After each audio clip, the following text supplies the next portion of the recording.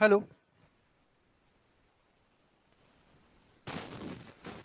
Okay, 1 second guys. Hello.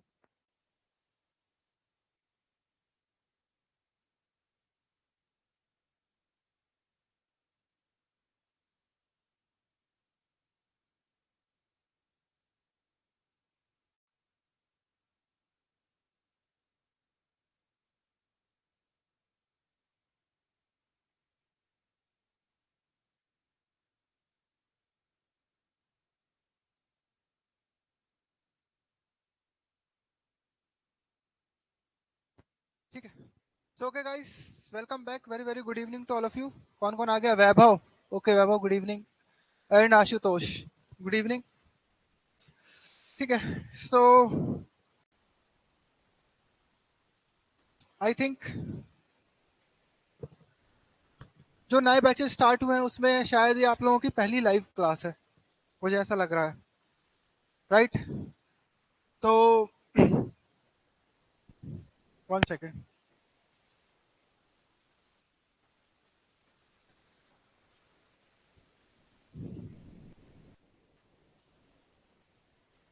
ठीक है। देखो, अगर आप लोगों में से कोई पहली बार क्लास अटेंड कर रहा है तो लोड मत लेना। ठीक है, इसके पहले की जो क्लासेस हैं आप लोग आराम से बैठ के शांति से फर्स्ट क्लास से देखना स्टार्ट करना, क्योंकि पुराना सिलेबस सब सेम है। All right. अभी ये जो टॉपिक है, ये जो न्यू सिलेबस में ऐड हुए टॉपिक्स हम वो पढ़ने वाले हैं एथिक्स के। ठीक। पुराना हमारा हो चुका है कंप्लीट। ठीक। उसको आप क्लास 1 से देखना।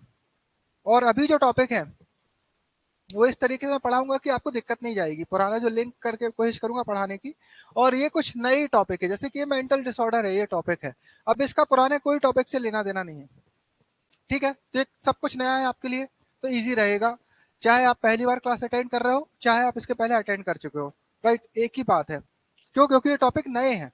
और ये टॉपिक का इंटरलिंकिंग है ही नहीं एक्चुअली में। ये टॉपिक एथिक्स के टॉपिक भी नहीं है। हम एथिक आज की जो क्लास है वो क्या है, हम पेपर 4 के बारे में डिस्कस करेंगे। राइट। पेपर 4 जो है आपका, वो है एथिक्स एंड मैनेजमेंट। अब पेपर 4 में एथिक्स एंड मैनेजमेंट में पार्ट ए है आपका ethics. Part A. Right. Part A के अंडर आई थिंक यूनिट 3 में है ये, है ना? क्यों संभव? तब ना यूनिट 3 में है ना ये टॉपिक। आई थिंक यूनिट 3 के अंदर है ये टॉपिक, मेंटल डिसऑर्डर्स। राइट। जैसे कि depression, schizophrenia, bipolar disorder. Right. Social anxiety disorder, unit 3 में। तो ये वाला टॉपिक है आपका, एक ऑड टॉपिक है ये हमारा। ऑड टॉपिक मतलब कि ये मेडिकल साइंस का बेसिकली टॉपिक है, बट आपको यहाँ पर दिया गया है तो पढ़ना पड़ेगा। ठीक। या हेल्थ का टॉपिक हम बोल सकते हैं, हेल्थ का टॉपिक यहाँ इंक्लूड हो गया है। तो लोड मत लेना आप लोग। पहली बार भी अगर क्लास अटेंड कर रहे हो तो समझ में आएगी आपको। ठीक, एक तो ये बात हो गई। Now next is, 1 second.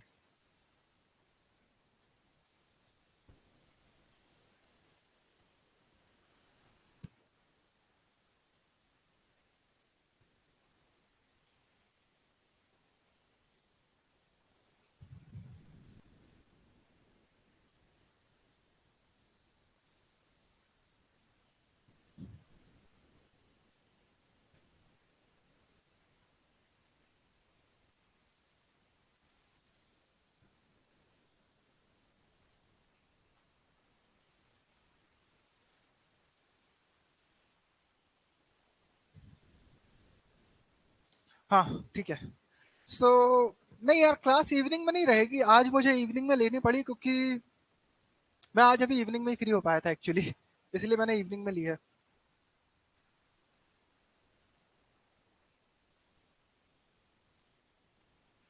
बताता हूँ वैभव, इसके बारे में मैं आपको बाद में डिस्कस करेंगे। अभी पहले इसी पे रहते हैं, बाद में देखेंगे इसी वाले टॉपिक्स। देखो एक बात याद रखना, और जैसे हेल्थ वाले टॉपिक है, हेल्थ वाले टॉपिक अब आप बोल रहे हो प्री के लिए कहाँ से पढ़े। अरे भाई, जो मैंने आपको क्लासेस ली है ना, वो आप देखो ना। अब आपका जो सिलेबस है ना, वो प्री और मेंस को एक साथ कर दिया है। मतलब आप ये समझो, प्री में आपको थोड़ा कम पढ़ना है और मेंस में ज्यादा पढ़ना है। ऐसा नहीं है कि प्री के लिए आपको अलग से पढ़ना है और मेंस के लिए अलग से पढ़ना है।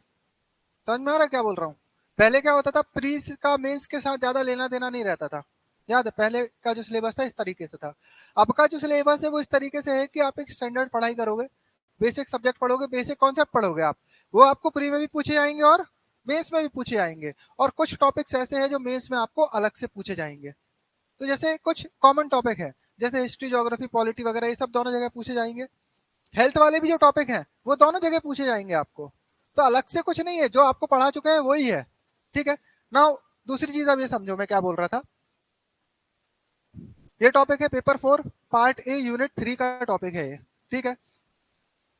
इसके पहले के टॉपिक्स आप लोग एक एक करके फर्स्ट क्लास से देखना स्टार्ट करना। कोई डाउट आए तो आप लोग पूछना, ठीक, जो पहली बार अटेंड कर रहे हैं क्लास। दूसरी चीज, इस क्लास को पढ़ाने का तरीका क्या है मेरा। तो देखो मेरा जो तरीका है वो ये रहता है आपको बेसिक देने का, राइट, आपका बेस मजबूत करना है मेरा एक प्रॉपर तरीका पढ़ाने का। तो ये वाली जो क्लासेस है ना वो कैसे चलेंगी आपकी, तो वो ऐसे चलेंगी कि मैं आपको पहले टॉपिक के बारे में समझाऊंगा, राइट। टॉपिक क्या है, जैसे फॉर एग्जांपल मेंटल डिसऑर्डर्स क्या है अभी हम पढ़ रहे हैं, इसमें पीडीएफ नहीं देने वाला मैं आपको इन टॉपिक्स में। किसमें, एथिक्स वाले टॉपिक में। क्यों, क्योंकि ये टॉपिक कॉन्सेप्चुअल ज्यादा है। अगर मैं पीडीएफ आपको दे दूंगा और यहाँ स्लाइड पढ़ दूंगा ना, आपको समझ नहीं आएगा। तो यहाँ पर जो रहेगा वो मैं आपको डिक्टेशन दूंगा। डिक्टेशन मतलब मैं बोलूंगा आपके लिए, डिक्टेट करूंगा, आपको नोट्स बनाने पड़ेंगे क्लास में बैठकर मेरे सामने। ठीक, मेरे सामने आप लोग नोट्स बनाएंगे और वो टॉपिक मैं आपको समझाते जाऊंगा, और इस तरीके से हम आगे बढ़ेंगे इन क्लासेस में। बीच बीच में मैं एग्जांपल्स वगैरह दूंगा, कुछ इंटरेस्टिंग चीजें बताऊंगा। इस तरीके से आपके टॉपिक आगे बढ़ते जाएंगे, राइट। और एथिक्स हम इसी तरीके से पढ़ने वाले हैं। आप पहली क्लास भी उठा के देखोगे तो यही है। तो पहली चीज तो कि पीडीएफ इसके, तो पीडीएफ पीडीएफ मत बोलना आप लोग प्लीज कि पीडीएफ का एथिक्स का, चिल्लाने मत बैठ जाना। पीडीएफ नहीं है एथिक्स का। हाँ, शुरू की 3-4 क्लास का पीडीएफ है तो वो आपको मिल जाएगा, ऐप में ही खुद ही डाल दिया जाएगा। बट इसके बाद सारा डिक्टेशन है, आपको क्लास में बैठ के नोट्स बनाने हैं। और आप ये मत समझना कि फॉर एग्जाम्पल एक काम करो, क्लास में नोट्स में कैसे बना रहा हूँ, क्लास लास्ट छोड़ो, मैं अभी क्या करता हूँ, पहले एक बार पूरी क्लास देख लेता हूँ फिर बाद में नोट्स बनाऊंगा। ये सब भी मत करना आप। लाइव या आप रिकॉर्डिंग रिकॉर्डिंग भी देख रहे हो ना, तो नोट्स साथ साथ बनाते चलना और फेयर नोट्स बनाना। ऐसा नहीं है कि एक काम कर रहा हूँ मैं क्लास में बैठा हूँ अभी, मैं रफ कॉपी में लिख लेता हूँ, घर में बैठ के आराम से बाद में बैठ के फेयर करूंगा, ये भी मत करना। सामने सामने मेरे साथ फेयर नोट्स ही बनाना आप, जो आपको एग्जाम में रिवाइज करना एज इट इज। ठीक है, क्योंकि एज इट इज आपको क्वेश्चन निकल के आएगा इनमें से। आप देखना, जो आपके, जो मैंने आपको नोट्स दिए है ना, as it is heading to heading आपको क्वेश्चन मिलेंगे। तो आपको उनको रिवाइज करने में मेहनत करनी है, उनको दोबारा लिखने में मेहनत नहीं करनी है, ठीक। और एक ये पॉइंट हो गया। दूसरा, हाँ, शुरू के लेक्चर्स कैसे देखोगे आप लोग, जो नए बैच में जो एनरोल हुए हैं बच्चे, शुरू के लेक्चर्स आप लोग दिन में 2 से ज्यादा नहीं देखोगे। ऑलराइट, एथिक्स के। ऐसा नहीं है कि मजा आ रहा है, मुझे पता है बहुत मजा आएगा, नई चीज है आप लोगों के लिए, पहली बार पढ़ोगे, बहुत मजा आएगा। तो ऐसा लगेगा बिंज वॉचिंग कर ले, है ना, बिंज वॉचिंग मत करना। एथिक्स ऐसे पढ़ोगे आपको कुछ समझ में नहीं आएगा। 2 से ज्यादा लेक्चर नहीं देखने हैं दिन में। प्रॉपर नोट्स बनाना है और फिर उनको रिवाइज करना है और सोचना है उनके बारे में। उनके बारे में आपको दिमाग लगाना है कि यार ये चल क्या रहा है। ठीक है, भले ही कितने भी अच्छे लगे आपको लेक्चर, 2 से ज्यादा मत देखना। अगर बहुत ज्यादा आपकी कैपेसिटी है तो 3 देख लो, बट फिर वही बात हो जाएगी, बिंज वॉचिंग नहीं करनी है, ठीक। चलो तो फिर हम आज का टॉपिक स्टार्ट करते हैं। अब हो गया आपको जो मुझे एक ओरिएंटेशन देना था। कुछ डाउट आएगा तो पूछ लेना, बट याद रखना एथिक्स को बिंज वॉच मत करना। बिंज वॉच मतलब एकदम से 4-4 5-5 लेक्चर देख रहे हो दिन भर में, मत करना है। कुछ समझ में नहीं आएगा, आखिरी में लेक्चर खत्म हो जाएंगे और आपको पता ही नहीं चलेगा लिखना कैसे, आंसर करना क्या है, हुआ क्या है। मजा बहुत आएगा। तो ये नहीं करना हमको, ठीक है, एंटरटेनमेंट के लिए नहीं देखना है ये। सीखना है आपको, समझना है, इसके साथ साथ आपको न्यूज़पेपर पढ़ना है, डेली हेडिंग वगैरह देखनी है न्यूज़पेपर की, उसको कोरिलेट करना है टॉपिक्स को न्यूज़पेपर की हेडिंग वगैरह से कि यार चल क्या रहा है एक्चुअली, जरूरत क्या है चीजों की। ठीक है, आपको और क्लियरिटी इनकी तब आएगी जब आप क्लासेस अटेंड करोगे। तो आराम आराम से क्लासेस अटेंड करना आप लोग, कुछ डाउट आए तो पूछ लेना। और आज का टॉपिक अब हम स्टार्ट करते हैं, वो क्या है, mental disorders. Okay, mental disorder मतलब क्या, आप ये समझो, मतलब आपके ब्रेन में, आपकी ब्रेन की जो फिजियोलॉजी है, आपकी जो ब्रेन जिस तरीके से काम करता है, उस वैसा काम ना करके कुछ अलग तरीके से काम करने लगे, यही होता है डिसऑर्डर।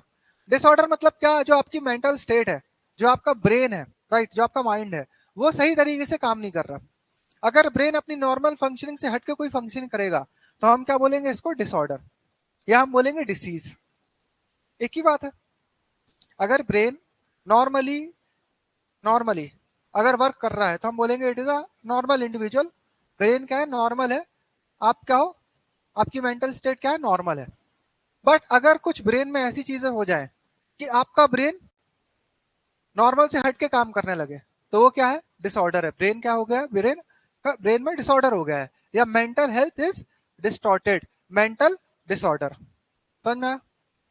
तो ये होते हैं मेंटल डिसऑर्डर्स। मतलब क्या, ब्रेन में कुछ ना कुछ दिक्कत आ रही है, बोलते ना केमिकल लोचा हो रहा है, राइट। अब सुनो, कुछ टेक्निकल चीजें होती है, जैसे कि दो मैसेंजर होते हैं, केमिकल मैसेंजर।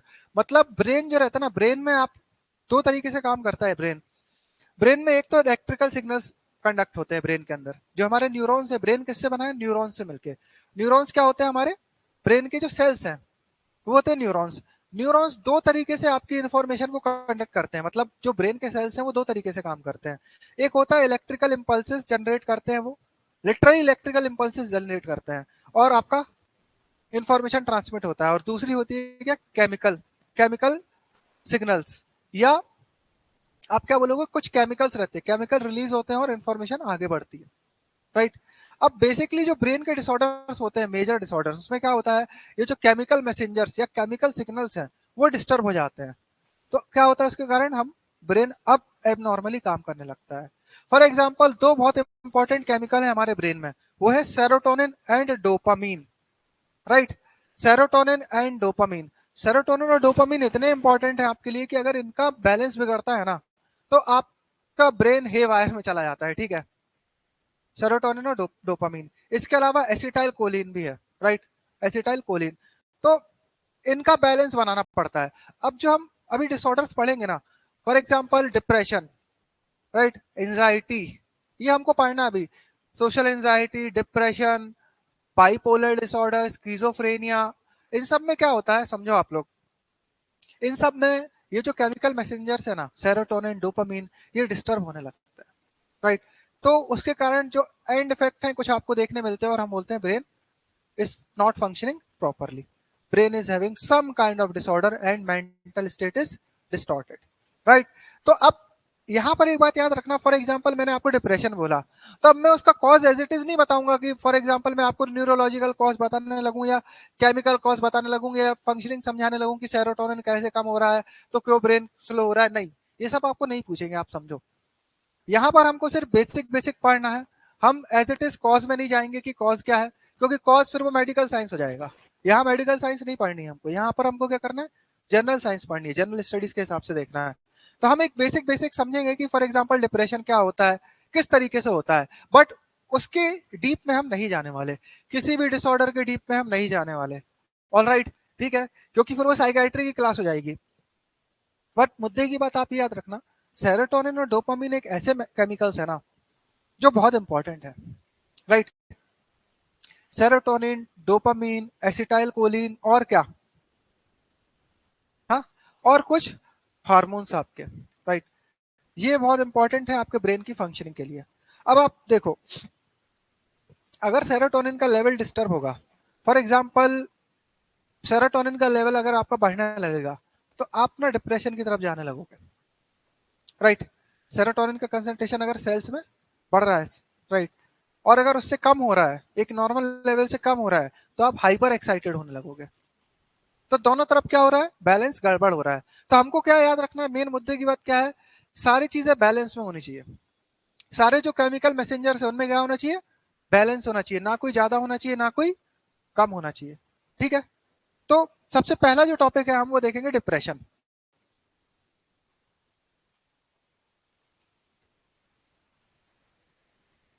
आपने सुना होगा भाई, अरे ये तो डिप्रेस हो गया, ठीक है, ओ गॉड मेरे पैसे गिर गए, डिप्रेशन आ गया, ठीक है, विराट कोहली जीरो पे आउट हो गया, I am very depressed.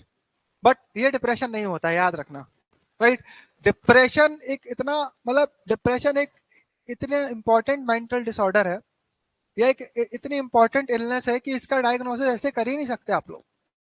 All right, अगर आप इंटरनेट पे जाके खुद से पढ़ोगे तो आपको लगेगा, जो जो सिम्टम्स आप डिप्रेशन के पढ़ोगे तो आपको लगेगा अरे यार मैं डिप्रेस हूँ। लगभग लगभग सारे डिप्रेशन सब सिम्टम्स आपको खुद के अंदर देखने मिल जाएंगे। तो ये डायग्नोसिस मत बना देना खुद से कि no now I am depressed, ठीक है। खाने में मन नहीं लगता, चिड़चिड़ापन है, रातों को नींद नहीं आती, ठीक है, सुबह नींद नहीं खुलती, पूरे टाइम उदास रहते हैं, मन नहीं लगता ना खेलने में ना पढ़ने में, ठीक है, राइट। सोशल मीडिया में पागलों की तरह चिपके रहते हैं, राइट। इंस्टाग्राम दिन भर चलाना है, ओके, चिड़चिड़ाना है, अगर कोई फोन छुड़ा ले तो। ये सब साइंस है डिप्रेशन के, बट इसका मतलब ये नहीं कि आपको डिप्रेशन हो गया है, राइट। ये याद रखना। क्यों? क्योंकि अगर आपको क्लिनिकली किसी को डिप्रेस्ड बोलना है तो सबसे इंपॉर्टेंट क्राइटेरिया क्या होता है, ये जो सिम्टम्स है ना, जो भी सिम्टम आएगा मैं आपको डिटेल में पढ़ाऊंगा, बट प्लीज, इसलिए बोल, मैं आपको इसलिए अभी बता रहा हूँ ये सारी चीजें, क्योंकि आप लोग क्या होगा, हाँ, आप लोगों को क्या होगा, आप लोगों को ये लगेगा कि यार ये सारे सिम्टम्स तो मेरे अंदर आ रहे हैं। साइकेट्री की यही यही खासियत है, आप कोई भी डिसीज पढ़ोगे आपको उसके 8 में से 5 सिम्टम आपको लगेगा आपके अंदर है, राइट, बट ऐसा नहीं होता है, ठीक है। क्लिनिकल डायग्नोसिस ही बनता है इनका, और यू नो एक्सपर्टीज चाहिए इसको बनाने के लिए, इसीलिए। बट मुद्दे की बात ये रहती है कि यहाँ पर जो भी हम सिम्टम पढ़ेंगे, फॉर एग्जाम्पल मैंने मैंने बोला कि किसी को डिप्रेशन है, तो डिप्रेशन है इसका मतलब ये होगा कि जो भी सिम्टम्स मैं आपको बताऊंगा वो सिम्टम्स उसको दिन में लगभग लगभग पूरे दिन ही रहने चाहिए, वो most of the time in a day, मतलब 24 घंटे हैं तो आप ये मान के चलो, मतलब 12-15 घंटे 18 घंटे वो सिम्टम्स उसको मिलने चाहिए दिन में, और लगातार 2 हफ्ते से ज्यादा तक समय तक मिलने चाहिए। तब जाके फिर हम डायग्नोसिस बनाते हैं, तब जाके हम फिर देखते हैं कि यार डिप्रेशन के क्राइटेरिया में आ रहा है कि नहीं। फिर वही माइल्ड डिप्रेशन है, मॉडरेट डिप्रेशन है, सीवियर डिप्रेशन है, इस तरीके से हम क्लासिफाई करते हैं। मतलब क्या है कि प्लीज ये सिम्टम्स को आप लोग अपने पर अप्लाई मत करना, पहली बात तो, ठीक है। और हड़बड़ाहट में क्लास मत देखना, क्योंकि ये सारी चीजें मैं नहीं लिखवाऊंगा आपको। क्यों क्यों नहीं लिखवाऊंगा? क्योंकि वही मेडिकल साइंस की क्लास नहीं है, ये सिर्फ मैंने आपको आपके समझने के लिए बताई है कि क्या 2 हफ्ते तक सिम्टम्स रहने चाहिए, मिनिमम 2 हफ्ते तक लगातार सिम्टम्स, ये जो भी सिम्टम है डिप्रेशन के, और दिन में लगभग लगभग पूरे दिन रहने चाहिए।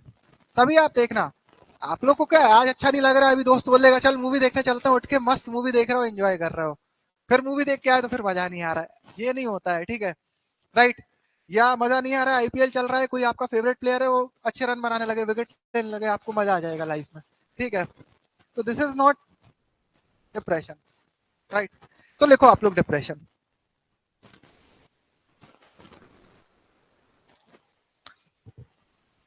Depression is a mental health disorder. Depression is a mental health disorder.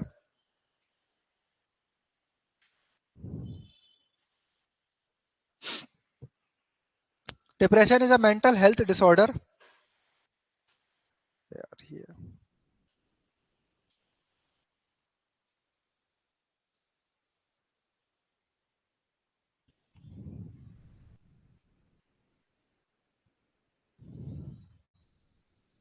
एक सेकंड रुकना।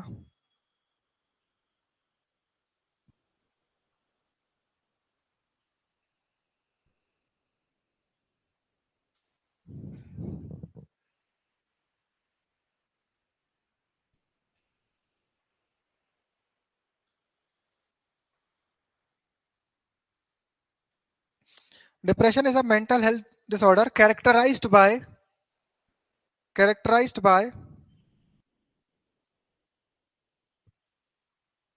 characterized by persistent feelings of sadness, persistent, persistent, ये शब्द याद रखना आप लोग प्लीज, इनको मेंशन भी करना रहेगा आपको अगर डिप्रेशन की डेफिनेशन आप दोगे तो, persistent, राइट। ऐसा मत बोल देना कि characterized by feelings of sadness, पूरा आंसर गलत हो जाएगा, राइट। persistent इंपॉर्टेंट है इधर, persistent feelings of sadness, comma, sadness, hopelessness, hopelessness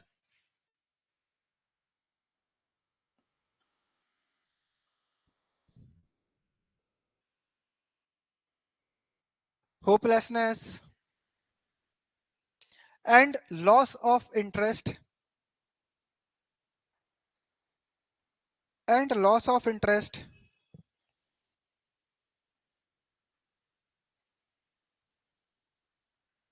in activities, full stop,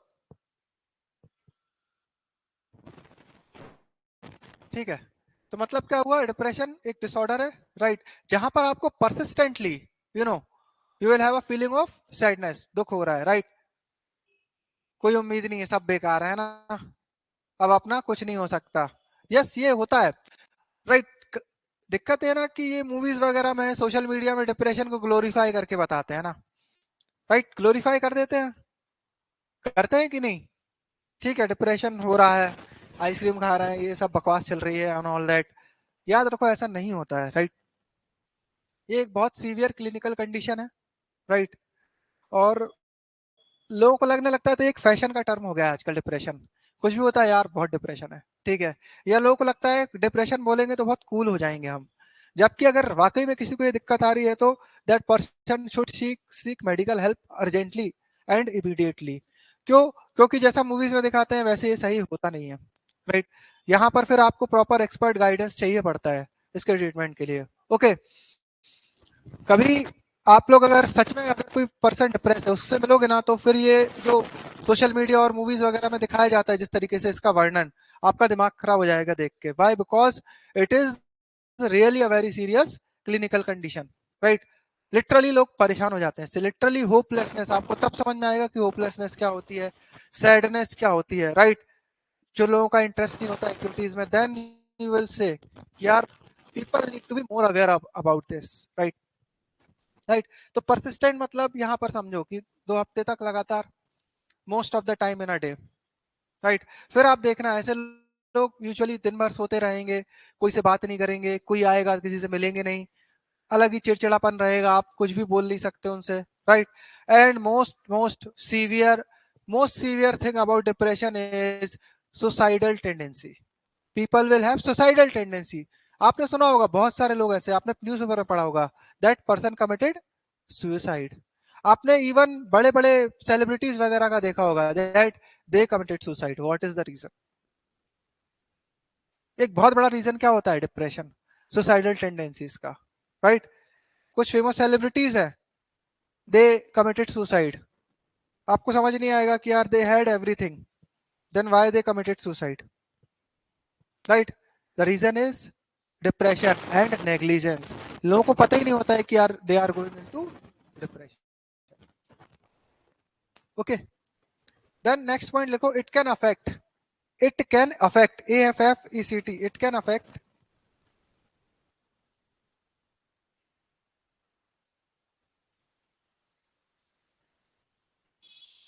it can affect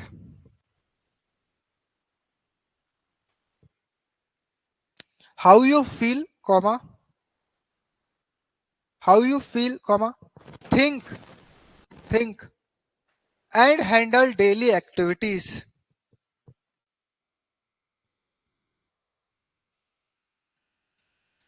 and handle daily activities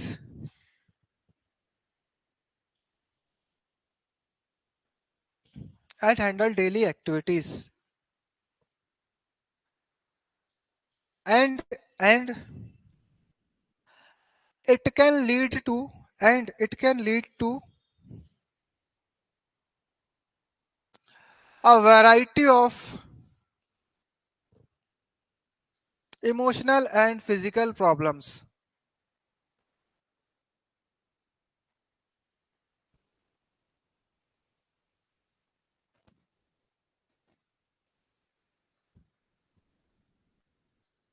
Next point लिखो, depression may require depression may require long term treatment long term treatment involving psychotherapy, PSYCHOTHERAPY,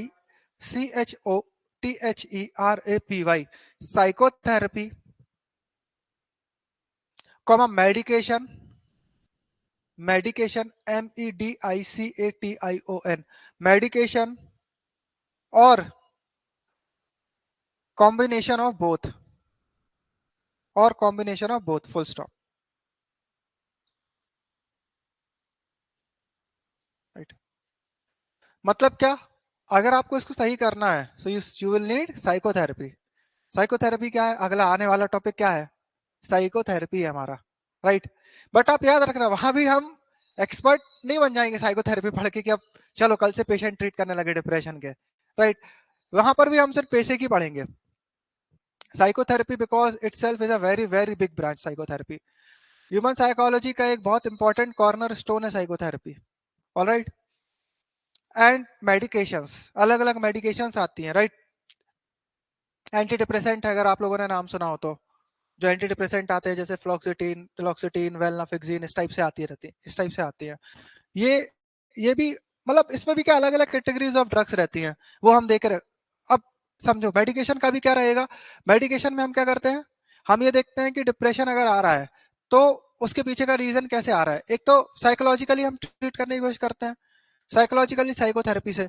दूसरा हम medically, medically कैसा, for example serotonin का level बढ़ रहा है तो फिर हम सेरोटोनिन के लेवल को कम करने के लिए मेडिसिन देंगे। ऑलराइट। डोपामिन के लेवल में अगर दिक्कत आ रही है तो हम उसको एडजस्ट करने के लिए मेडिकेशन देंगे। Are you getting it?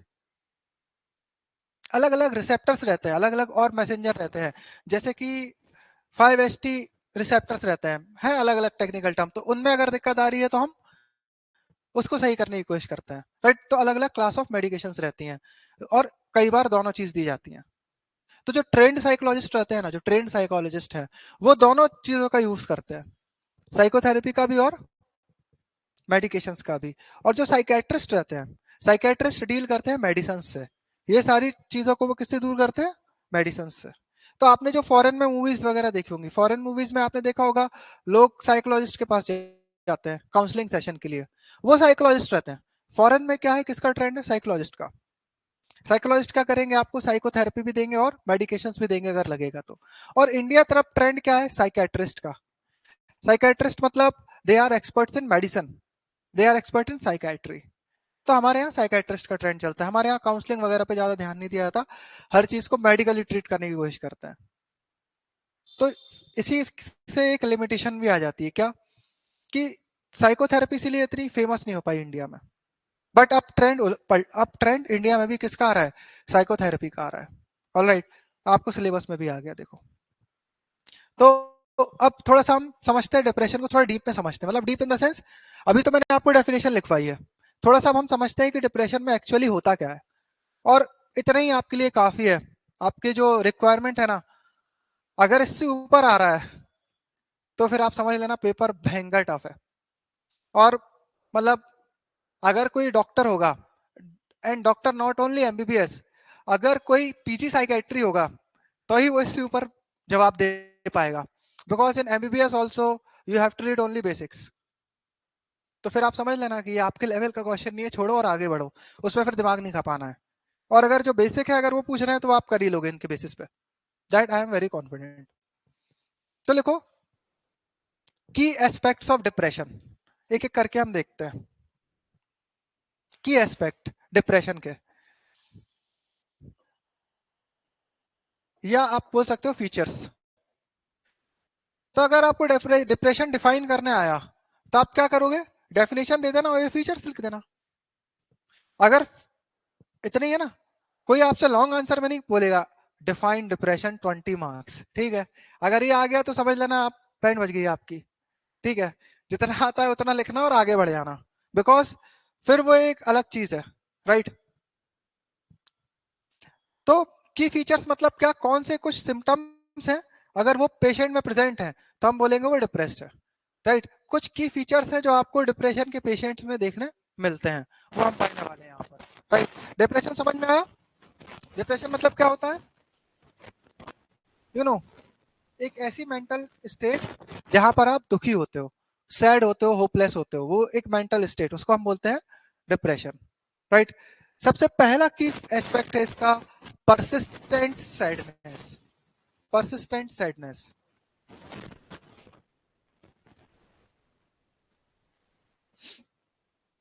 Right? It is, इसमें लिखो परसिस्टेंट सैडनेस में, it is one of the most common symptoms of depression.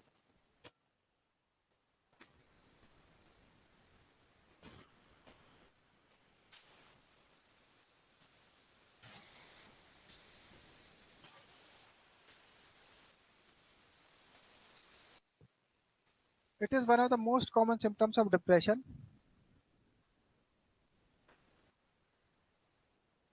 Right,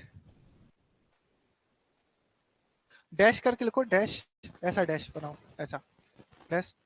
persistent feeling of sadness, persistent feeling of sadness, comma, emptiness, emptiness, EMPTINESS, emptiness or hopelessness, full stop.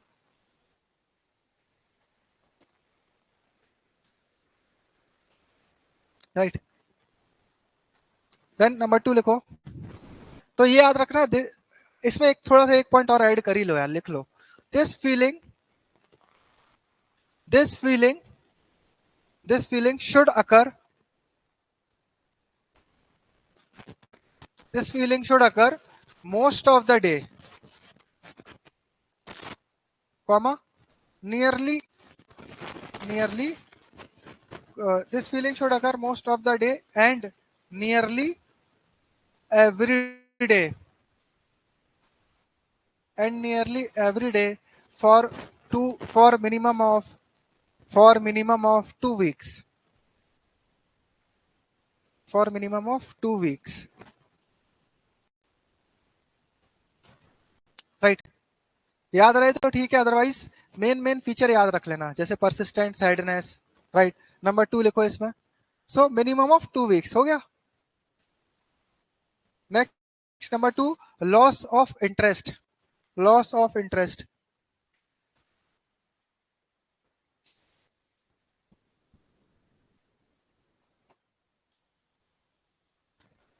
Loss of interest, इसमें लिखो, depression can lead to a loss of interest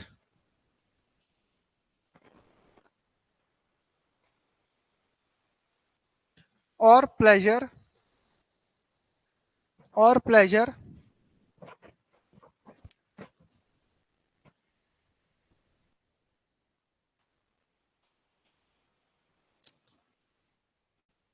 in in activities, in activities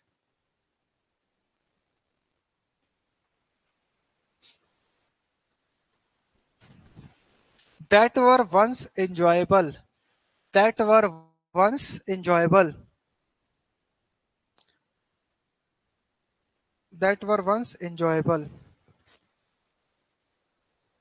including hobbies, HOBBIES, including hobbies and social interactions, full stop. This symptom, this symptom is known as, this symptom is known as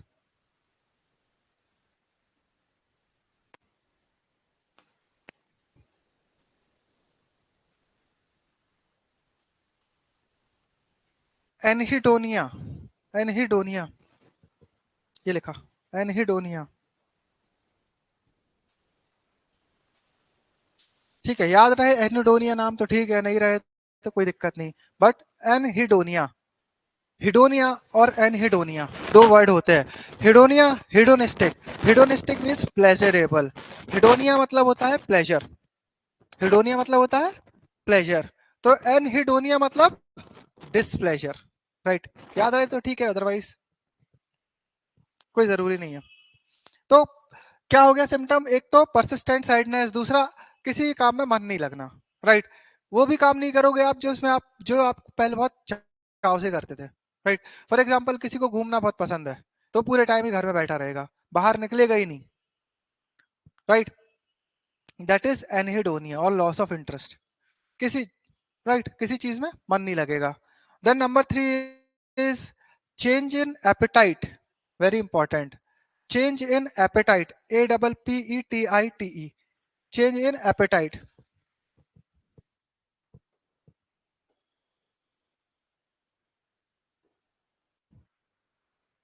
और weight. कई बार आपने देखा होगा movies में दिखाते हैं, right, usually इसमें मूवीज में ऐसा दिखाते हैं यूजुअली कोई लड़की है, प्यार में धोखा मिल गया उसको, वो डिप्रेशन में चली गई, तो वो क्या करेगी, दिन भर खाती रहेगी। दिखाते हैं कई बार, आप मेनली ये सब मूवीज में देखने मिलेगा आपको, देखना नॉर्मल लोगों को कुछ भी दिखाते हैं, राइट। कैसा दिखाते हैं कि कोई बहुत स्लिम ट्रिम लेडी है, वो दिन भर खा रही है तो भी मोटी नहीं हुई है, राइट। बट क्या है कि ब्रेकअप हो गया है, तो अब सुन लेते हैं कहीं से कि डिप्रेशन में आ रहे हैं, तो ब्रेकअप हो गया, डिप्रेशन में आ रहे हैं, तो अब खाना ज्यादा चाहिए, राइट। तो दिखाते हैं कि वो दिन भर बहुत ज्यादा खाना खा रहे हैं, राइट। आइसक्रीम खा रहे हैं, दिन भर ही आइसक्रीम खा रहे हैं, इस टाइप से। बट समझो डिप्रेशन में होता है, अगर कोई पर्सन डिप्रेस है, या तो उसकी भूख एकदम खत्म हो जाएगी, या उसकी भूख बहुत बढ़ जाएगी, राइट। बॉडी उसको काउंटर करने के लिए, आप यूजुअली पता चला आप 4 रोटी खाते हो, if you are having a depression, तो कई बार आप 5, 8, 10 ऐसे रोटी खाने लगोगे, राइट। सो दोनों चीजें आपको देखने मिलती हैं, ओवर ईटिंग भी, और बिल्कुल भी डाइट ना होना। तो इससे क्या होगा, वेट चेंजेस देखने मिलेंगे। अगर आप एकदम ही खाना बंद कर दोगे तो वेट बहुत गिरने लगेगा, और अगर आप बहुत ज्यादा चालू कर दोगे तो वेट बहुत बढ़ने लगेगा। दोनों तरफ बात होती है, ऑलराइट। लिखो, तो चेंज इन एपेटाइट और वेट, इस पे लिखो।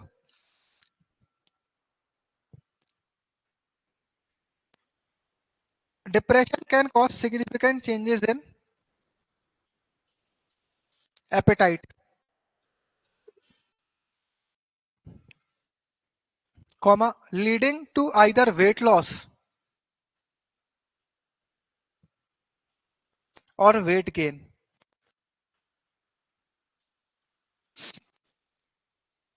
कुछ भी हो सकता है,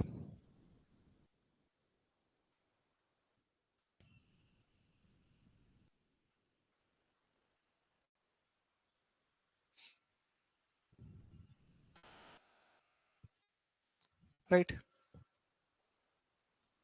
then next is sleep disturbance, sleep disturbances, next feature, SEEP, sleep disturbances.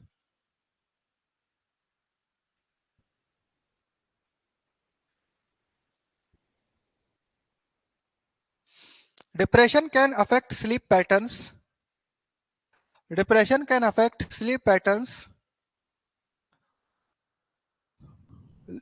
Comma, leading to leading to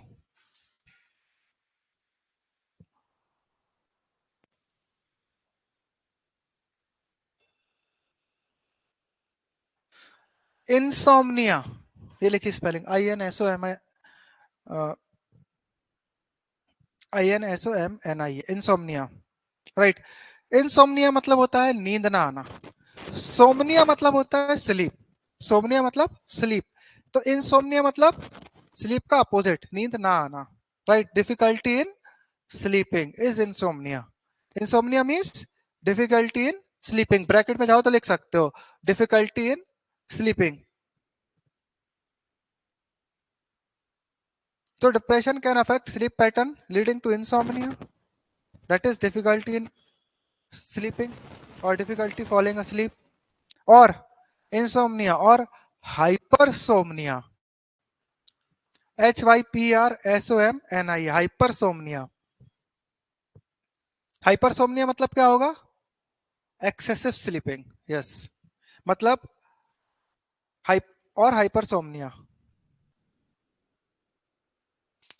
मतलब क्या, या तो नींद बहुत आएगी या नींद बिल्कुल नहीं आएगी, राइट। या तो आप दिन भर ही सोते रहोगे, या बिल्कुल नहीं सो रहे हो, नींद आ ही नहीं रही है, दिन भर जग रहे हो। Both are the symptoms of depression. Same चीज यहाँ पर वही हो रहा है, वही डोपामिन का खेल हो रहा है। डोपामिन लेवल बहुत हाई है, आप बहुत एक्टिव हो, डोपामिन लेवल बहुत लो है, आप एकदम इनएक्टिव हो, right. Then next point is fatigue, FATIGUE, fatigue और लॉस ऑफ एनर्जी,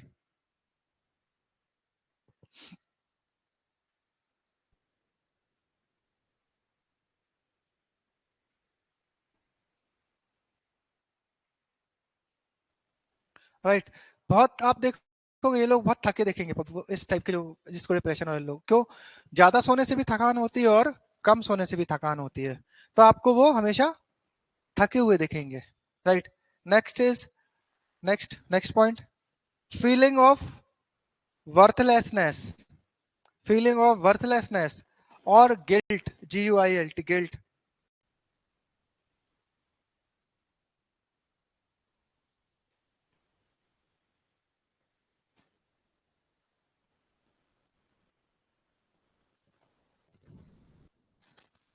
राइट, मतलब क्या, एक्सेसिव गिल्ट फील करेंगे अपने आप में, या अपने आप को कुछ समझेंगे, I am good for nothing excessively. Right, मतलब जिसको आप लॉजिकली एक्सप्लेन नहीं कर पाओगे। हर चीज में हो सकता है या तो कुछ हो गया होगा तो अपने आप को कोसते रहेंगे, आप उनसे बात करोगे तो लगेगा अपने आप को कुछ ज्यादा ही कोस रहा है किसी चीज के लिए, जो चीज मतलब लॉजिकली नहीं लगेगी आपको। इस टाइप से भी लोग व्यू रहते हैं, अरे यार मैं तो बहुत बुरा हो गया हूँ, मैं तो बहुत बदमाश हूँ, मैं तो, इस टाइप से अपने आप को ब्लेम करना चालू कर देंगे। राइट, जो कि इलॉजिकल लगेगा। So that is feeling of worthlessness और गिल्ट। या फॉर एग्जाम्पल कोई अगर छोटी सी भी गलती हो गई, फॉर एग्जाम्पल चाय लेकर आ रहे हैं, चाय हल्की सी उफन गई चाय बनाते समय, तो लगेगा अरे, मतलब आपको ऐसा लगेगा, वो इस तरीके से वो उनको फीलिंग होगी कि वो बहुत ऐसा काम कर दिया है जिसके लिए जेल हो जाए, इस टाइप से। राइट, इसमें लिखो पीपल में भी ओवरली सेल्फ क्रिटिकल, पीपल में भी OVERLY, overly self critical and have a negative view of themselves, a negative view of themselves, full stop।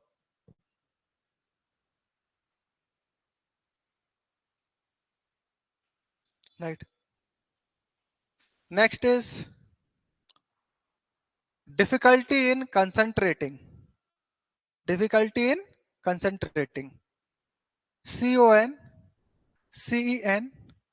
CONCENTRATING, difficulty in concentrating।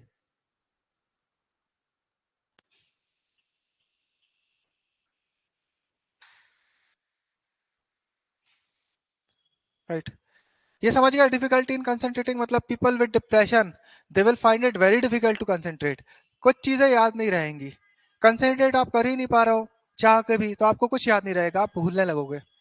Right,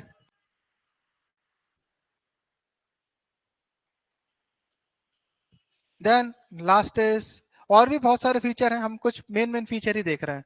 last is suicidal thoughts, very important, suicidal, SUICIDAL, suicidal thoughts और behaviours, suicidal thoughts or behavior, ultimate end result of depression is suicidal thought। right, suicidal thought or behavior। इसमें लिखो, in severe depression, in severe depression comma,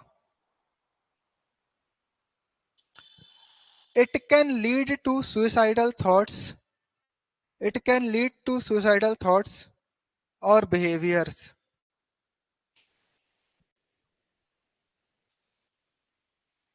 right,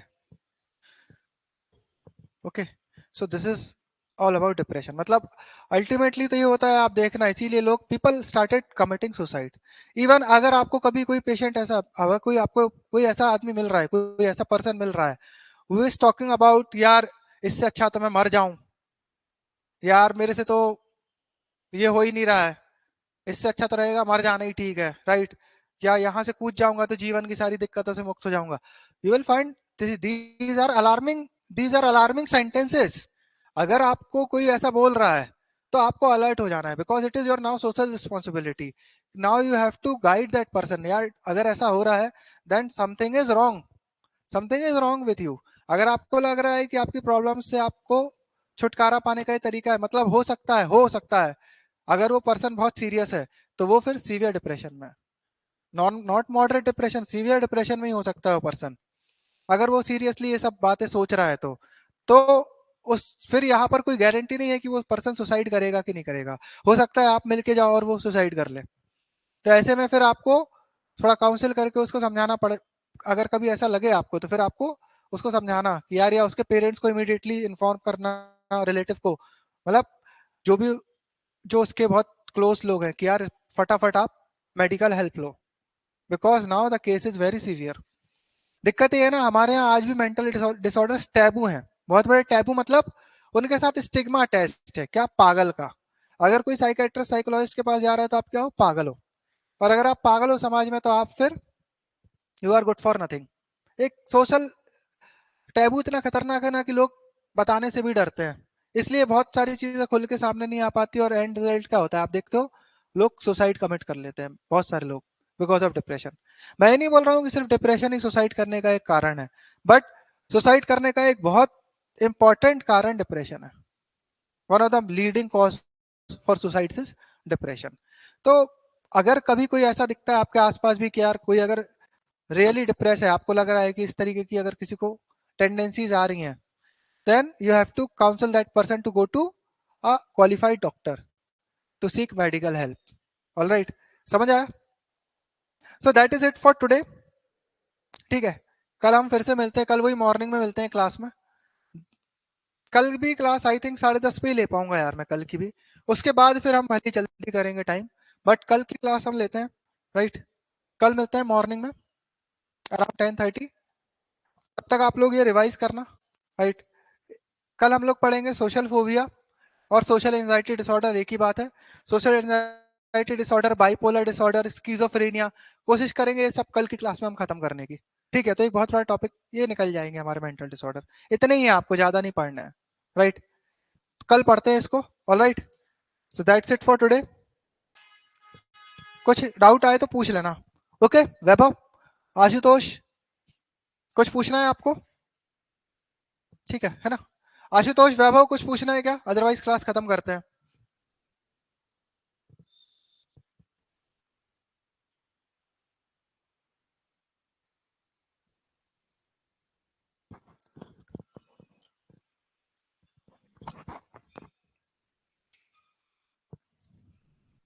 okay ठीक है, so I will see you in the next class. तब तक के लिए bye bye.